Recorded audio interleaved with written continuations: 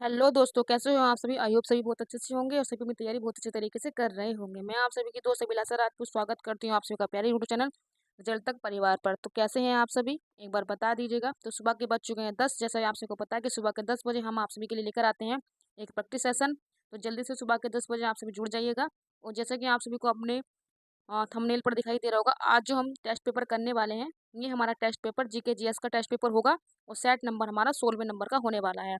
ये जो practice set हम डेली आप सभी के साथ करते हैं, ये यूपी पुलिस कांस्टेबल भर्ती का जो दो री एग्जाम होने वाला है, जिसकी घोषणा आपको जल्दी ही सुनने के लिए मिल जाएगी। जहाँ तक उम्मीद है आपका जुलाई लास्ट तक या अप्रैल के अगस्त के शुरू वीक में आपको यह पेपर होने की अति संभावना है। तो चलिए जल्दी से सेशन के साथ जुड़ जाइएगा। सुबह के 10 बजे डेली आप सभी के साथ हम लेकर आते हैं जीके जीएस का प्रैक्टिस सेशन। आपको पता होगा हमने जो सीरीज चलाई है, ये घटना चक्र की सीरीज मैंने आप सभी के लिए चलाई हुई है। तो जैसा कि आप सभी को पता होगा कि डेली हम आप सबके साथ क्या है, एक दिन तो हम जीके जीएस का और एक दिन अगले दिन आपके साथ हिंदी का प्रैक्टिस सेशन हम आप सबके साथ डिस्कस करते हैं। तो आज जो हमारा पेपर है, ये 19 तारीख को जो छठा महीना 2018 को सेकंड पाली में पेपर आया था, वही पेपर हम आप सभी के साथ डिस्कस करने जा रहे हैं। तो चलिए देखते हैं पहला क्वेश्चन आप सभी के सामने क्या है। तो आप क्या कीजिएगा कि 1 से लेकर 38 तक आपको नंबरिंग कर लेनी है। नंबरिंग करने के बाद ए बी सी डी करके 4 ऑप्शन बना लेने हैं। जिस भी क्वेश्चन का जो भी ऑप्शन सही हो वही लगाते हुए चलना है। फाइनल में आपके साथ क्या है, आपको अपना रिजल्ट दिखाई दे जाएगा। तो मेरी कोशिश रहेगी 38 सवाल को हम क्या है, मतलब आधे घंटे में, मतलब कहने का मतलब है कि 30 मिनट में करने का कोशिश करेंगे। तो आपका भी फोकस होना चाहिए क्वेश्चन और आंसर पर। चलिए तो पहला क्वेश्चन आप सभी की स्क्रीन पर आ गया है। फटाफट से क्वेश्चन को पढ़ना है और पढ़ने के बाद आप सभी को क्या अपने क्वेश्चन का आंसर करते हुए भी चलना है। तो क्वेश्चन दिया है कि a better India a better world पुस्तक के लेखक कौन है। A better India a better world पुस्तक के लेखक कौन है। ऑप्शन है किरण बेदी, एन आर नारायण मूर्ति, सुधा मूर्ति के शशि थरूर। तो बताइएगा ए बेटर इंडिया और ए बेटर वर्ल्ड पुस्तक के लेखक कौन है। तो 4 ऑप्शन आप सभी के सामने दिए गए हैं। फटाफट से पहले आप निशान लगाइएगा, उसके बाद क्या है आपको सही उत्तर बताया जाएगा कि आपको क्वेश्चन का सही आंसर क्या हो जाएगा। तो जल्दी से बताइएगा कि आपके क्वेश्चन का सही जवाब क्या होगा। तो हमारे क्वेश्चन का सही जवाब आने का ऑप्शन नंबर के बी। आशा है कि आप सभी ने भी ऑप्शन बी लगाया होगा। एन आर नारायण मूर्ति के द्वारा क्या है, यह a better India a better world नामक पुस्तक लिखी गई थी। और आप सभी को पता भी होगा और आपको पता होगा कि ये सुधा मूर्ति के हस्बैंड है। और ये जो अक्षता मूर्ति है, जो ब्रिटेन के, जो आपको पता होगा वे बने हैं प्रधानमंत्री ऋषि सुनक, उनकी क्या है, ये माता पिता है। और ये हो जाएगा हमारे क्वेश्चन का राइट आंसर। अब बढ़ेंगे अपने नेक्स्ट क्वेश्चन पर। अगला क्वेश्चन नंबर 2 आप सभी के सामने है। क्वेश्चन नंबर 2 को पढ़िएगा कि निम्नलिखित में से कौन 2018 में हालिया दक्षिण अफ्रीका ऑस्ट्रेलिया टेस्ट श्रृंखला में गेंद के साथ छेड़छाड़ के मामले में सम्मिलित नहीं थे। स्टूडेंट आपको पता होगा 2018 में क्या हुआ था, जब दक्षिण अफ्रीका और ऑस्ट्रेलिया की टेस्ट श्रृंखला चल रही थी, वहां पर क्या गेंद के साथ दो क्या छेड़छाड़ हुई थी। तो कौन से व्यक्ति उसमें शामिल नहीं थे, वही आपको बताना है। डेविड वार्नर थे, स्टीव स्मिथ थे, टिम पेन थे, क्या कैमरॉन ब्रेकफॉर्ड्स मतलब क्राफ्ट थे। जल्दी से बताइए क्वेश्चन नंबर 2 का सही जवाब क्या हो जाएगा। वैसे भी अगर आपको इस क्वेश्चन का आंसर नहीं पता है तो कोई बात नहीं, क्योंकि यह करंट अफेयर 2018 का है। तो अगर आपको आता है तो लगा दीजिएगा, लेकिन इस क्वेश्चन का आंसर बन जाएगा ऑप्शन नंबर के सी। तो इस क्वेश्चन को अगर आप चाहें तो मेंशन नहीं भी कर सकते हैं, चाहे तो मेंशन कर लीजिएगा, क्योंकि आपको करंट अफेयर क्वेश्चन तो 2023-24 को ही देखने के लिए मिलेंगे। चलिए बढ़े क्वेश्चन नंबर 3 पर। क्वेश्चन नंबर 3 आप सबके सामने है कि फारेनहाइट में जल का क्वथनांक क्या होता है। स्टूडेंट आपको बताना है कि जो फारेनहाइट होता है उसमें जल का बॉइलिंग पॉइंट क्या हो जाएगा। 100 degree Fahrenheit, 100 212 degree Fahrenheit, 150 degree Fahrenheit के 244 डिग्री फारेनहाइट।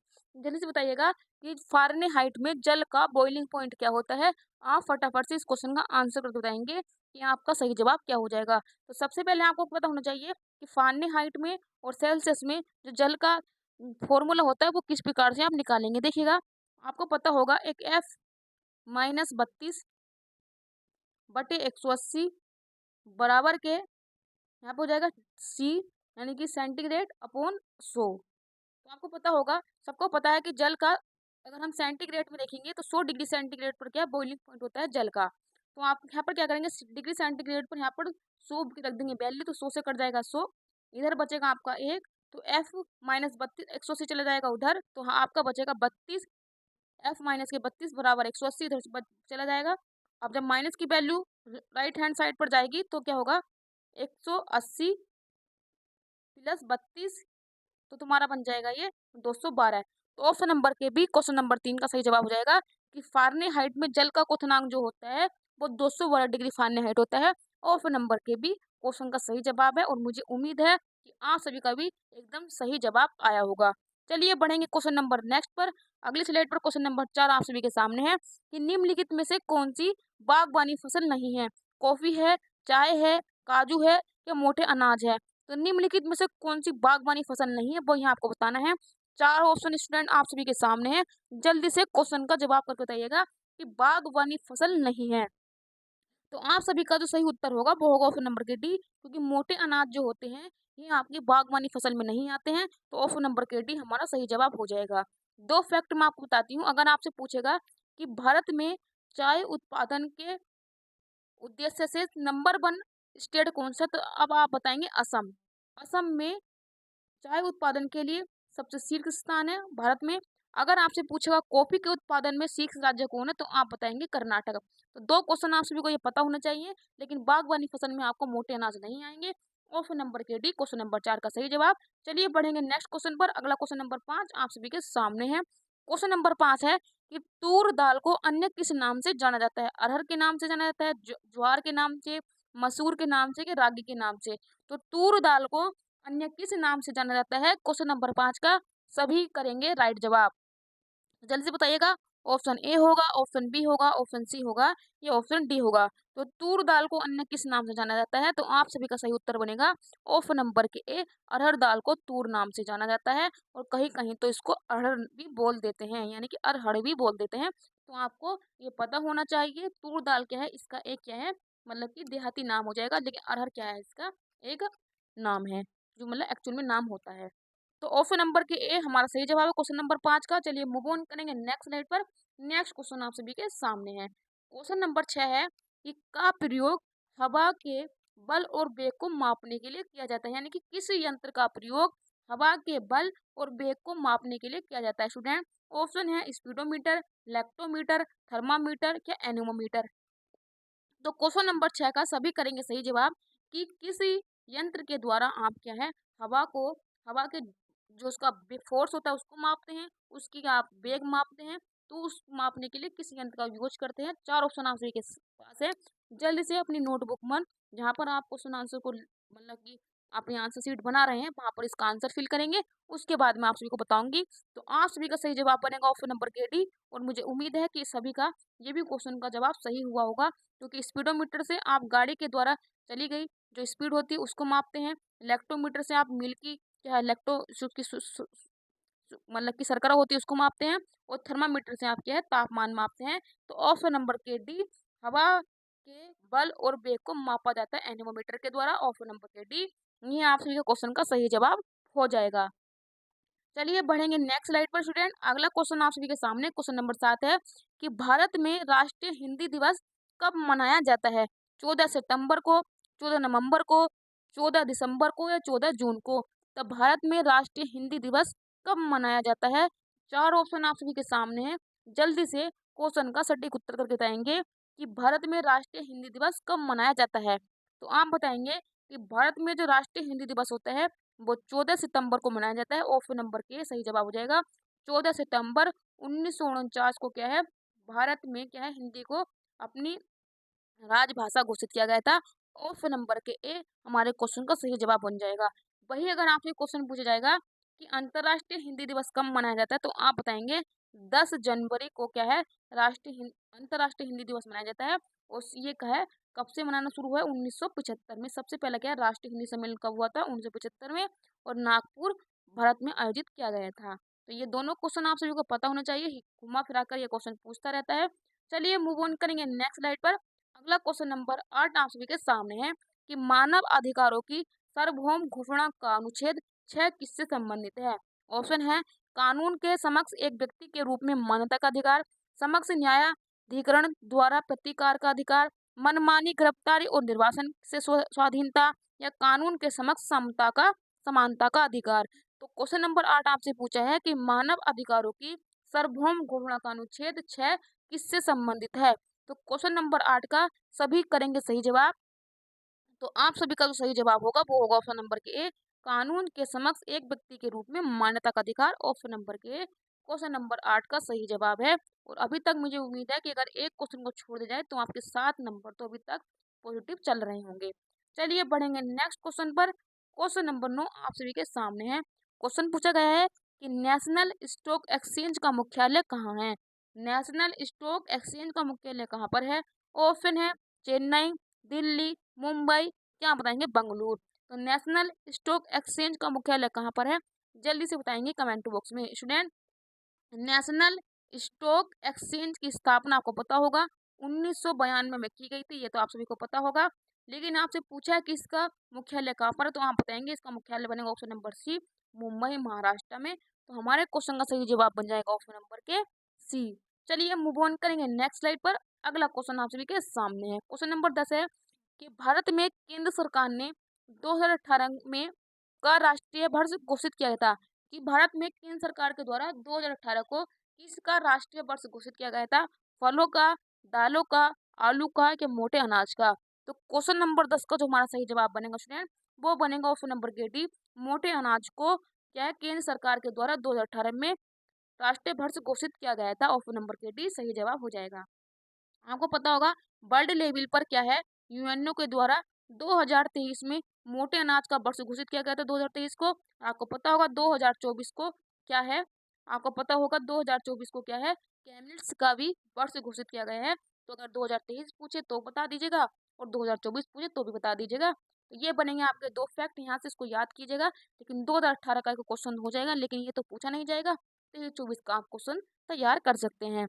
चलिए बढ़ेंगे नेक्स्ट स्लाइड पर। अगला क्वेश्चन आप सभी के सामने है।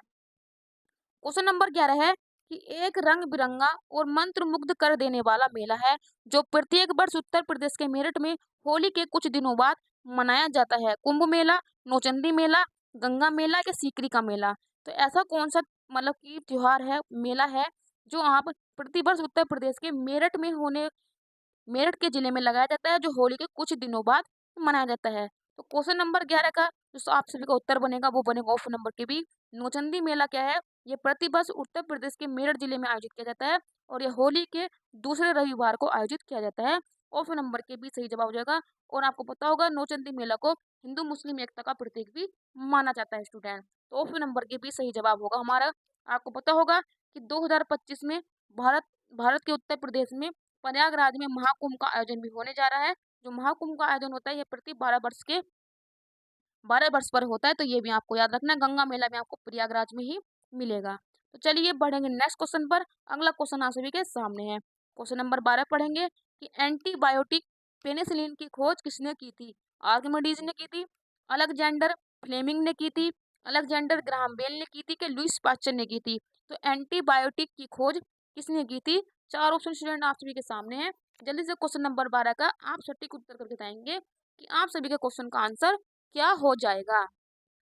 तो आपके क्वेश्चन का सही जवाब बनेगा कि एंटीबायोटिक पेनिसिलिन की खोज सर्वप्रथम किसके द्वारा की गई थी। तो अलेक्जेंडर फ्लेमिंग के द्वारा की गई थी। ऑप्शन नंबर के भी आप सभी का सही जवाब है। आर्किमिडीज के द्वारा क्या है, उत्प्लवनता का सिद्धांत दिया गया था। अलेक्जेंडर ग्राहम बेल के द्वारा टेलीफोन का आविष्कार किया गया था। और जो लुईस पाश्चर थे इन्होंने क्या पाश्चुरीकरण विधि का क्या है आविष्कार किया था। तो चारों फैक्ट मैंने आप सभी के सामने रखे हैं। एंटीबायोटिक पेनिसिलिन की खोज किसके द्वारा की गई थी, अलेक्जेंडर फ्लेमिंग के द्वारा। तो ऑप्शन नंबर के भी आप सभी क्वेश्चन का बनेगा सही जवाब। चलिए बढ़ेंगे नेक्स्ट क्वेश्चन पर। अगला क्वेश्चन आप सभी के सामने है। क्वेश्चन नंबर 13 है कि भारतीय संविधान की किस भारतीय गणराज्य की आधिकारिक भाषाओं की सूची प्रदान की गई है। यानी कि भारतीय संविधान में जो आपको 12 अनुसूची हैं, उसमें कौन सी अनुसूची में आपको भाषाओं का सूची प्रदान की गई है। 11वीं अनुसूची में, चौथी अनुसूची में, 12वीं अनुसूची में, क्या 8वीं अनुसूची में। तो जल्दी से बताइए क्वेश्चन नंबर 13 का सही जवाब क्या बनेगा स्टूडेंट। तो आप बताएंगे जो हमारे क्वेश्चन नंबर 13 का सही जवाब बनेगा वो बनेगा 8वीं अनुसूची में। आपको क्या है, भारत में जो 22 संवैधानिक भाषाएं हैं उनका जिक्र क्या है आपको 8वीं अनुसूची में मिल जाएगा। तो ये हो जाएगा आपको क्वेश्चन का जवाब। अगर मैं आपसे पूछूं कि कौन से भाग में मिलेगा, तो आपको भाग भी याद रखना है।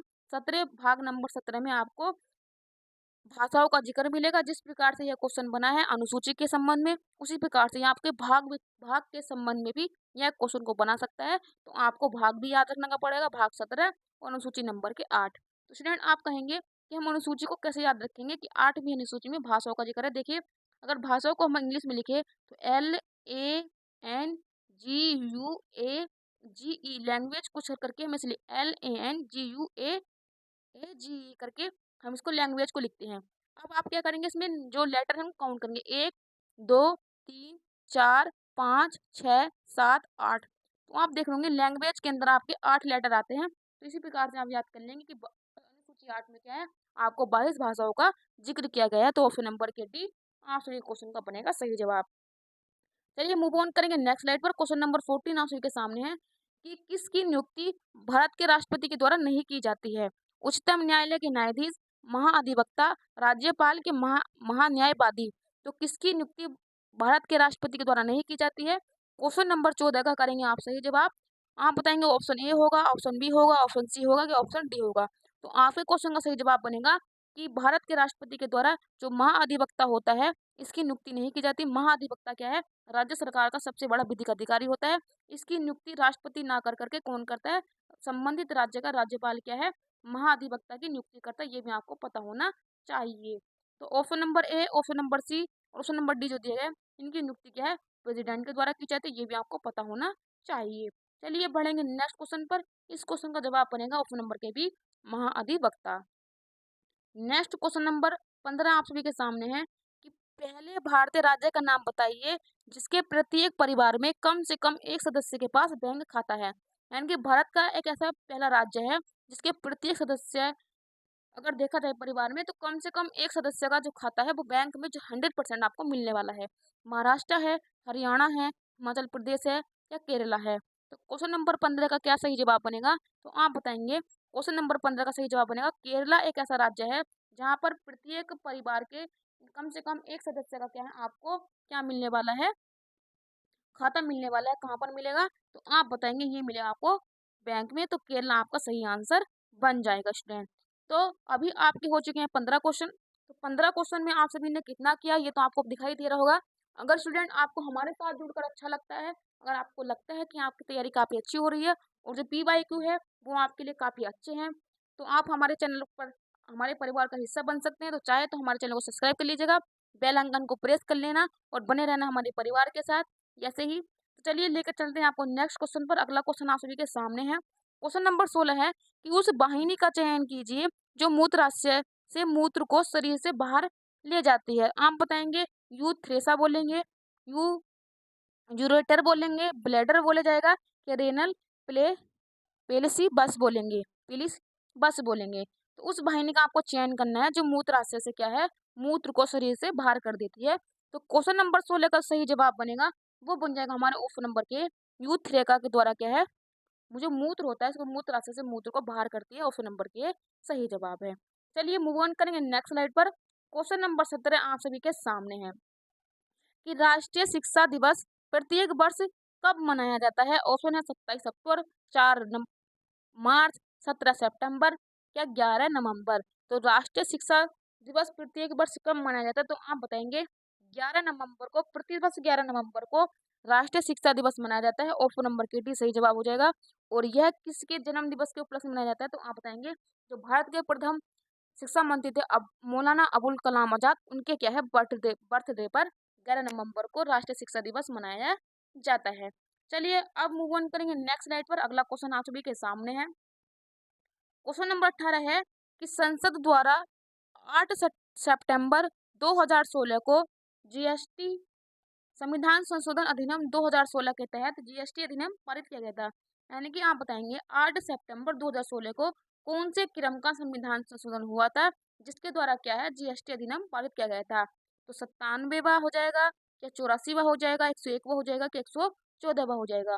तो क्वेश्चन नंबर 18 का स्टूडेंट जो हमारा सही जवाब बनेगा वो बनेगा ऑप्शन नंबर के सी, 101वां संविधान संशोधन 2016 के तहत क्या है जीएसटी अधिनियम को पारित किया गया था।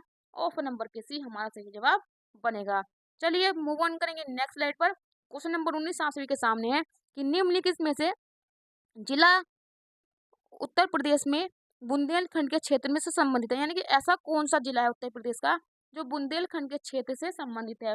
फतेहपुर, जौनपुर, श्रावस्ती के महोबा। तो 4 ऑप्शन आप सभी के सामने हैं। तो उस जिले का चयन करना है जो उत्तर प्रदेश में तो है लेकिन वो उत्तर प्रदेश के बुंदेलखंड के क्षेत्र से संबंधित है। तो आप सभी का सही जवाब बनेगा ऑप्शन नंबर के सी, महोबा आपका जिला बन जाएगा और ऑप्शन नंबर के सी हमारे क्वेश्चन का सही जवाब बनेगा। बुंदेलखंड में आपको पता होगा 14 जिले आते हैं, जिसमें 7 जिले तो उत्तर प्रदेश में है और 7 जिले कहाँ आपको एमपी में मिलेंगे। चलिए बढ़ेंगे नेक्स्ट क्वेश्चन पर। अगला सवाल आप सभी के सामने है। क्वेश्चन नंबर 20 है कि उत्तर प्रदेश का क्षेत्रफल देश के कुल क्षेत्रफल का लगभग कितना है। यानी कि अगर आपसे पूछा जाएगा कि भारत के क्षेत्रफल का कितना क्षेत्रफल उत्तर प्रदेश के पास है, वहीं आपको बताना है। 13.5%, 9.4%, 8.4% या 7.3%। तो क्वेश्चन नंबर 20 का हमारा सही जवाब क्या हो जाएगा, तो आप बताएंगे ऑप्शन नंबर के डी 7.3% लगभग उत्तर प्रदेश भारत के कुल क्षेत्रफल का क्षेत्रफल अपने पास रखता है। ऑप्शन नंबर के डी सही जवाब हो जाएगा। अगर यही आपसे पूछेगा कि कुल पृथ्वी का उत्तर भारत कितना क्षेत्रफल समाहित करता है, तो आप बताएंगे 4.42% क्या है, भारत कुल पृथ्वी का क्षेत्रफल समाहित करता है। तो ऑप्शन नंबर के डी क्वेश्चन नंबर 20 का सही जवाब बनेगा। चलिए मूव ऑन करेंगे नेक्स्ट स्लाइड पर। अगला क्वेश्चन अब आप सभी के सामने है। क्वेश्चन नंबर 21 है कि 6वीं शताब्दी ईसा पूर्व के दौरान मथुरा के आसपास क्षेत्र को क्या कहा जाता है। स्टूडेंट आपको पता होगा जब 6वीं शताब्दी की पूर्व या उसके बाद की बात की जाए तो आपको वहां पर 16 महाजनपदों का जिक्र मिलता है, जो आपको बौद्ध धर्म की अंगुत्तर निकाय और भगवती सूत्र जो आपको जैन धर्म की मिलेगी उसमें आपको 16 महाजनपदों का जिक्र मिलता है। तो उस टाइम पे मथुरा के आसपास के क्षेत्र को क्या कहा जाता था। ऑप्शन है पांचाल क्षेत्र, अंग क्षेत्र, सूरसेन क्षेत्र या मत्स्य क्षेत्र। तो क्वेश्चन नंबर 21 का जो आपका सभी का सही जवाब बनेगा वो बनेगा ऑप्शन नंबर के सी, मथुरा के आसपास क्षेत्र को सूरसेन क्षेत्र कहा जाता था। ऑप्शन नंबर के सी सही जवाब हो जाएगा। पांचाल क्षेत्र उत्तर प्रदेश के जो फरुखाबाद जिला होता है उससे संबंधित आसपास के क्षेत्र को पांचाल क्षेत्र कहते थे।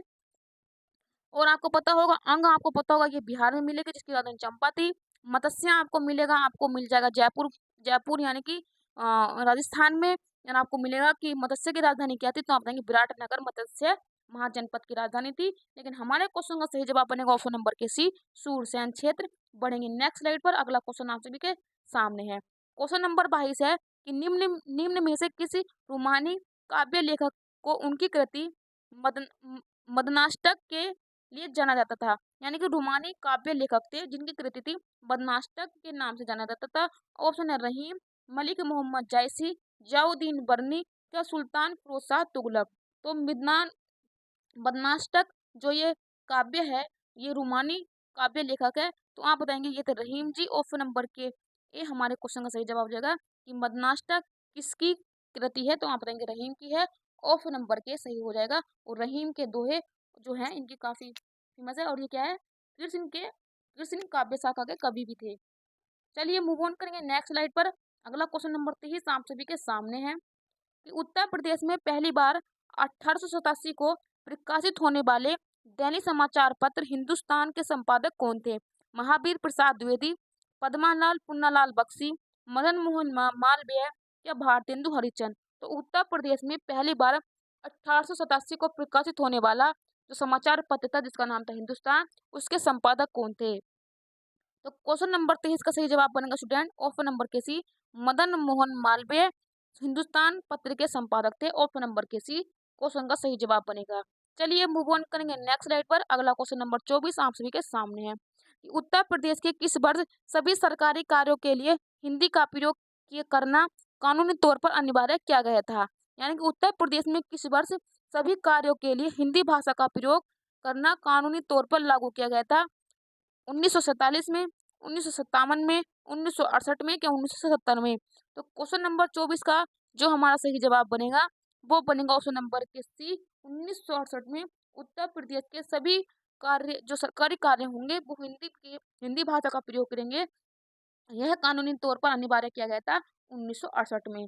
तो ये तो हो गया हमारे क्वेश्चन का सही जवाब। स्टूडेंट अगर आपसे पूछेगा कि उत्तर प्रदेश की दूसरी राजभाषा कौन सी, तो आप बताएंगे उत्तर प्रदेश की दूसरी राजभाषा हो जाएगी उर्दू। और उर्दू को कब घोषित किया गया था, तो आप बताएंगे 1889 में इसको घोषित किया गया था। तो ये भी क्वेश्चन काफी बार पूछा जा चुका है उत्तर प्रदेश विशेष से। चलिए बढ़ेंगे नेक्स्ट क्वेश्चन पर। क्वेश्चन नंबर 25 आप सभी के सामने है कि निम्न में से अकबर के दरबार के प्रमुख चित्रकार कौन थे। ऑप्शन है मीर मुंशीबर, दोस्त मोहम्मद, दसावंत क्या वीर सैयद अली। तो आपको बताना है क्वेश्चन नंबर 25 का जवाब कि अकबर के दरबार के प्रमुख चित्रकार कौन थे। तो ऑप्शन नंबर सी हमारा सही जवाब हो जाएगा दसावंत। और दसावंत क्या है अब्दुल समद के क्या है ये शिष्य भी थे।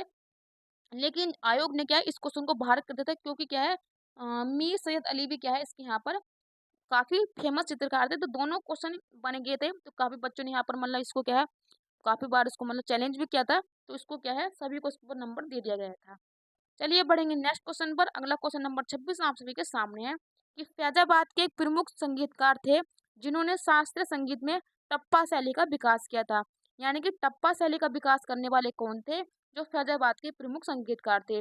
मुस्त्री बाई थी, खुशी महाराज थे, मेहंदी खान थे कि ठाकुर प्रसाद थे? तो आप बताएंगे शास्त्रीय संगीत में टप्पा शैली का विकास करने वाले फैजाबाद के प्रमुख संगीतकार का नाम था खुशी महाराज। ऑप्शन नंबर के भी सही जवाब हो जाएगा। और टप्पा शैली का प्रयोग जो किया जाता है अधिकतर आपको बताएंगे वो पंजाब शैली से संबंधित है, ये भी आप याद रखेंगे। तो टप्पा शैली को कभी कभी पंजाब शैली के नाम से भी जाना जाता है, ये भी आपको याद करना है। और ये फैजाबाद के कहते हैं प्रमुख संगीतकार थे खुशी महाराज। ऑप्शन नंबर के भी क्वेश्चन नंबर 26 का सही जवाब बनेगा। चलिए मूव ऑन करेंगे नेक्स्ट स्लाइड पर। अगला क्वेश्चन आप सभी के सामने क्वेश्चन नंबर 27 है कि निम्नलिखित में से बुंदेलखंड का लोकप्रिय लोकगीत कौन सा है? कि बुंदेलखंड का लोकप्रिय लोकगीत कौन सा है? ऑप्शन है बिरहा, आहला, रसिया के लांगुरिया। तो क्वेश्चन नंबर 27 का सही जवाब बनेगा ऑप्शन नंबर के बी। क्या है उत्तर जो है बुंदेलखंड का लोकप्रिय लोकगीत है, ऑप्शन नंबर के बी बनेगा सही जवाब। अगर यह पूछा जाए कि बुंदेलखंड के कौन से जिले में यह संबंधित है, तो आप बताएंगे महोबा क्षेत्र, महोबा जो जिला है उसमें काफी फेमस है आल्हा, तो ये भी आप याद रखेंगे।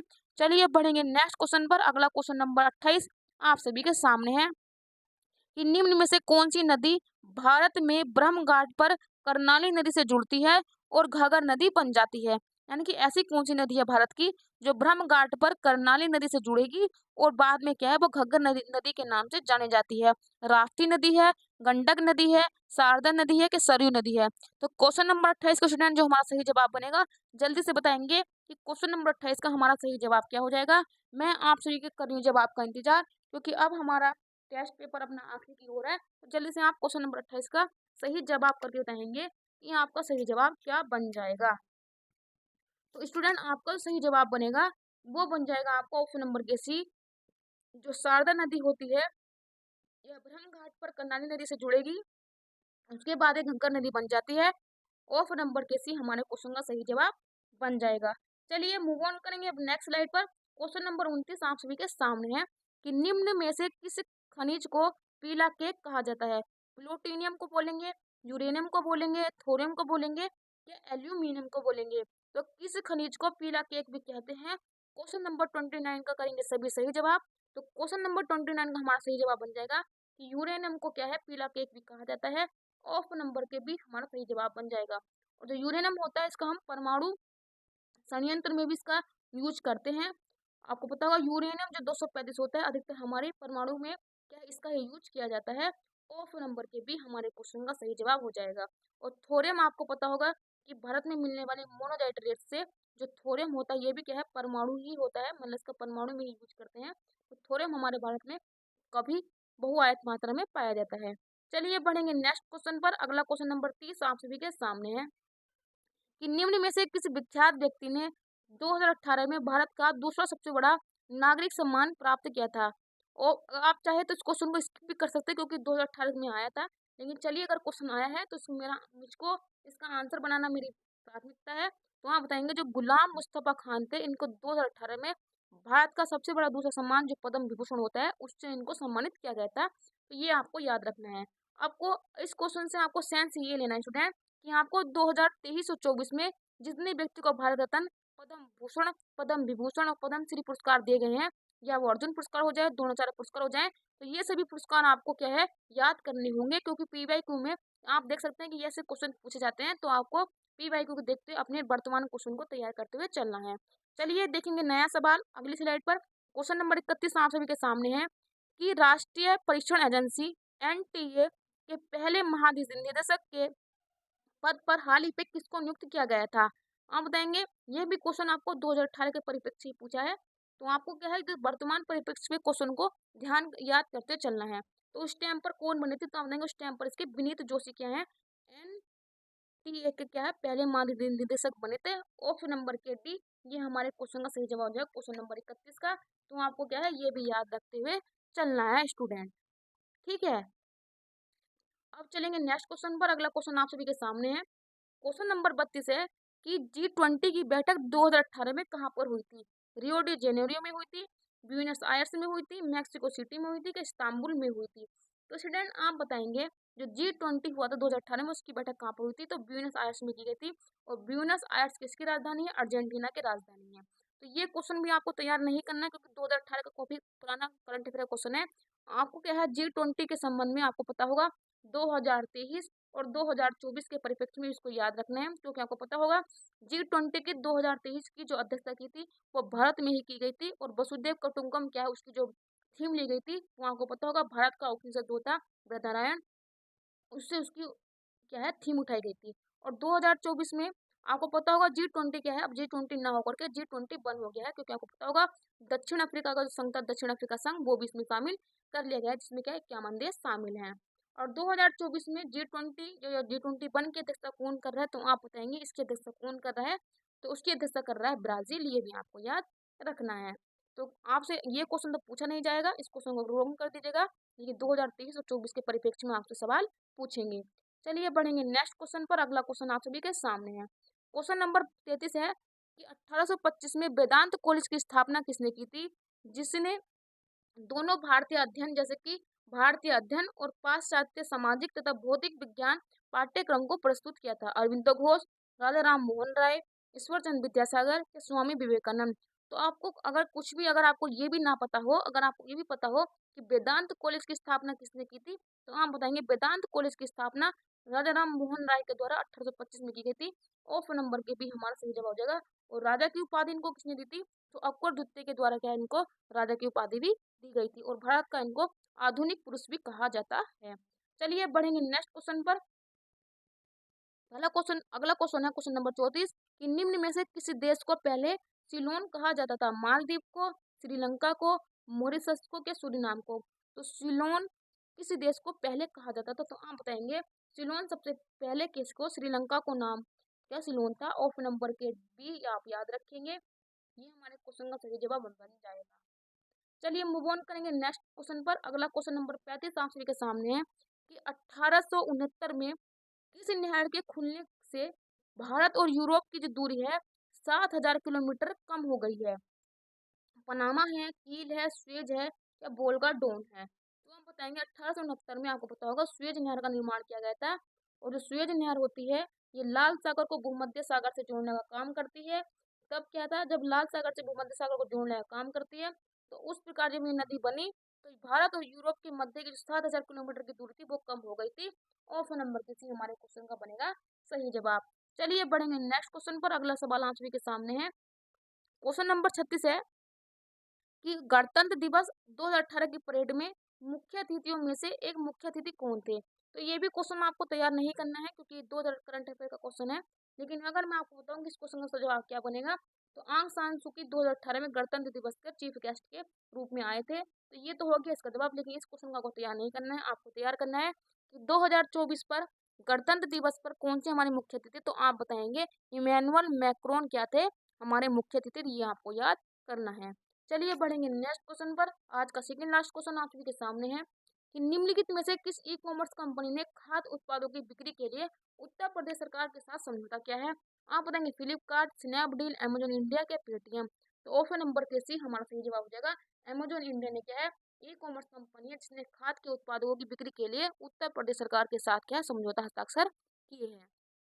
इस क्वेश्चन से आपको ये सेंस लेना है कि चाहे वो उत्तर प्रदेश सरकार हो, चाहे वो हमारी केंद्र सरकार हो, चाहे वो हमारी कोई सी भी मतलब ई कॉमर्स कंपनी हो, अगर वह किसी अदर देश के साथ कोई भी समझौता, कोई भी एमओयू पर हस्ताक्षर करती है, तो वो क्वेश्चन हमारे लिए एग्जाम के पॉइंट ऑफ व्यू से काफी इंपॉर्टेंट हो जाता है। तो वो आपको जितने भी समझौते, चाहे इंटरनेशनल लेवल पर हो, चाहे वो नेशनल लेवल पर हो, आप सभी को क्या है तैयार करते हुए चलना है। आज का लास्ट क्वेश्चन आप सभी के सामने है। क्वेश्चन को ध्यानपूर्वक पढ़ना है, और पढ़ने के बाद आप सभी को अपने क्वेश्चन का आंसर करते हुए चलना है। क्वेश्चन नंबर 38 है कि निम्न में से एक वैज्ञानिक कौन थे जो वैज्ञानिक होने के साथ साथ एक महान उद्योगपति भी थे, और जिन्होंने भारत में कई उद्योगों की स्थापना भी की है? सीवी रमन है, जेसी बोस हैं, विक्रम साराभाई हैं, या होमी जहांगीर बाबा हैं? यानी कि ऐसे कौन से वैज्ञानिक थे जो वैज्ञानिक होने के साथ साथ एक बड़े उद्योगपति भी थे, और जिनके द्वारा क्या भारत में कई सारे उद्योगों को स्थापित भी किया गया है? तो ऑप्शन का जो हमारा सही जवाब बनेगा क्वेश्चन नंबर 38 का हमारा जवाब बन जाएगा ऑप्शन नंबर किसी। विक्रम साराभाई क्या थे? एक उद्योगपति भी थे और साथ में महान वैज्ञानिक भी थे। ऑप्शन नंबर किसी हमारे क्वेश्चन का सही जवाब है। तो स्टूडेंट ये थे आज के हमारे जीके जीएस के 38 क्वेश्चन, जो आपको क्या है 19 तारीख छठा महीना 2018 में इस सेकंड पाली में आपसे यह क्वेश्चन पूछे गए थे। तो ये हमारी घटना चक्र की सीरीज का जीके जीएस का सेट नंबर 16 था। तो आपने 38 क्वेश्चन में से कितने क्वेश्चन हटाएंगे? अगर आप मैं अगर आपको बोलूं 5 क्वेश्चन आपको हटा देने हैं, तो आपको 35 में से बताना है कि यहाँ पर कितना स्कोर है। मुझे आशा होगी कि 35 क्वेश्चन में से आप सभी के 34 सवाल तो या 33 सवाल तो सही होंगे। कितने बच्चों के 30 प्लस सवाल चल रहे हैं, तो अपने आप को सेफ जोन में मानते हुए चले। तो ये था हमारा टेस्ट पेपर। अगर आप हमारे साथ प्रीवियस ईयर क्वेश्चन पेपर की तैयारी करना चाहते हैं, तो हमारे साथ जुड़ जाइएगा। डेली आपके साथ प्रीवियस क्वेश्चन पेपर आपके साथ डिस्कस किया जाता है। कभी कभी लाइट या कुछ कारण बस आपकी क्लास नहीं होती है, लेकिन डेली आपकी क्लास कराई जाती है स्टूडेंट। तो ये थी हमारा आज का टेस्ट पेपर। कैसा लगा आपको कमेंट करके जरूर बताना। कितने क्वेश्चन आपने अटेम्प्ट किए, कितना आपका स्कोर बना, ये भी मुझे कमेंट बॉक्स में बताना। और जल्दी जैसे कि हमारे जीके जीएस के हिंदी के और जीके जीएस के क्वेश्चन समाप्त हो जाएंगे, तो मैं आपको जितने भी पीवाईक्यू के फॉर्म में रीजनिंग के क्वेश्चन आए हैं, नॉन वर्बल रीजनिंग के क्वेश्चन, तो मैं आपसे वो क्या है एक एक करके सारे के सारे क्वेश्चन करा दूंगी। ये reasoning 1, reasoning part 1, part 2, part 3 के नाम से। तो आपको थंबनेल आपका बना हुआ मिल जाएगा, तो आप उसको भी कर लीजिएगा स्टूडेंट। अगर आपको हमारे साथ जुड़कर अच्छा लगा तो प्लीज चैनल को सब्सक्राइब जरूर करना, बेल आइकन को प्रेस कर लेना और बने रहना हमारे परिवार के साथ। तो चलिए मिलते हैं आपसे नेक्स्ट सेशन में इसी जोश इसी जुनून के साथ। तब तक के लिए धन्यवाद। और बस क्या है, आपको परिवार का साथ बनाए रखना है, चैनल को आगे बढ़ाते रहना है और अपने परिवार को आगे भी लेकर चलना है। तो चलिए तब तक के लिए थैंक यू सो मच। और आप सभी को गुड मॉर्निंग, राधे राधे, जय श्री राम।